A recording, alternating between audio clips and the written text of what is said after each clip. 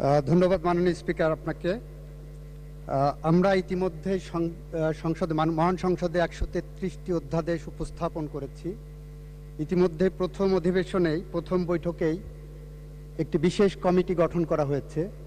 আমি এই 133টি অধ্যাদেশ উক্ত বিশেষ কমিটিতে যাচাই বাছাইয়ের জন্য প্রেরণ করার জন্য অনুরোধ করছি এবং উক্ত বিশেষ কমিটি যাতে আগামী 2 এপ্রিলের মধ্যে একটি প্রতিবেদন দাখিল করেন সে বিষয়ে আপনার স্বনির্বন্ধ নির্দেশনা কামনা করছি।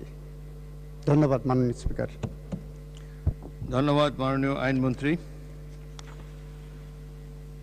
মাননীয় মন্ত্রীর প্রস্তাব মতে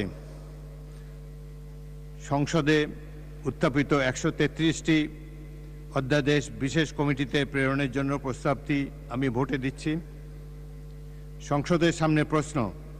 মাননীয় আইন, বিচার ও সংসদ বিষয়ক মন্ত্রীর প্রস্তাব মতে 12 মার্চ 2026 তারিখে সংসদে উত্থাপিত 133টি অধ্যাদেশ যাচাই বাছাইপূর্বক আগামী 2 এপ্রিলের মধ্যে সংসদে রিপোর্ট প্রদানের জন্য বিশেষ কমিটিতে প্রেরণ করা হোক।